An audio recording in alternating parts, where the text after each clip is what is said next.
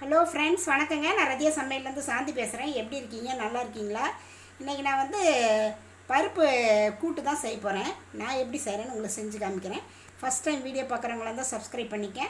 பக்கத்தில் இருக்க பெல் பட்டனை கிளிக் பண்ணிங்கன்னா நான் போடுற வீடியோவில் உங்களுக்கு உடனுக்குடன் சேரும்.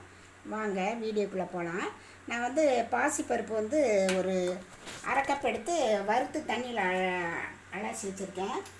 ஸ்டவ் பற்ற வச்சுக்கலாங்க.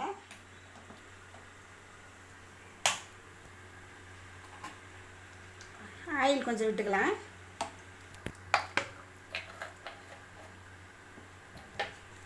எண்ணெய் காஞ்சிடுச்சுங்க. கடுகு, ஜீரகம், அப்புறம் வரமிளகா ஒரு 3 மிளகா கட் பண்ணியிருக்கேன். விதையை எடுத்துகிட்டு கருவேப்பிலை, பெரிய வெங்காயம் அதையும் கட் பண்ணி வச்சுருக்கேன். இதையும் ஏதாவது சேர்த்துக்கலாம். பூண்டு ஒரு 8 பூண்டுங்க. தக்காளி, கொஞ்சம் மஞ்சத்தூள் போட்டுக்கலாம். ஒரு 2 நிமிஷம் இதில் வதங்கிட்டுங்க. கழிஞ்சி வச்ச பருப்பை இதில் சேர்த்துக்கலாம். இன்னும் கொஞ்சம் கூட தண்ணி சேர்த்துக்கலாம்.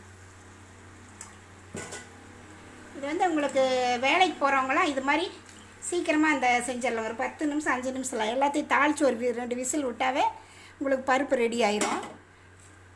வேலைக்கு போகிறவங்களுக்கு, பேச்சுலர்ஸ்க்கெலாம் இது கொஞ்சம் ஈஸியாக இருக்கும். இது விசில் விட்டு ஒரு 2 விசில் விடலாங்க. துவரம் பருப்பில் நம்ம செஞ்சோம்னா ஒரு 4 விசில் விட்டுக்கலாம். இது பாசி பருப்புங்கிறதுனால சீக்கிரம் வந்துடும். 2 விசில் விட்டு எடுத்து விசில் அடங்கிருச்சுங்க. பாருங்கள், கொஞ்சம் இதுக்கு உப்பு மட்டும் நம்ம இது சேர்த்துக்கலாம். சும்மா கரண்டியில் ஒரு இப்படி கலர் விட்டாவே அதே போதும் நமக்கு.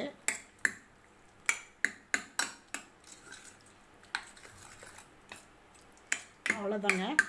இப்போ மல்லித்தலை போட்டுக்கலாம். ரொம்ப ஈஸியாக ஒரு 10 நிமிஷத்தில் நம்ம அந்த பருப்பு செஞ்சிடலாம். நீங்கள் அந்த மாதிரி ட்ரை பண்ணி பார்த்துட்டு எப்படி இருக்குன்னு ரதியா சமையலுக்கு சப்ஸ்கிரைப் பண்ணுங்கள், லைக் பண்ணுங்கள், ஷேர் பண்ணுங்கள். அடுத்த வீடியோவில் வேறு ரெசிபியை சந்திக்கிறேன். வணக்கம்.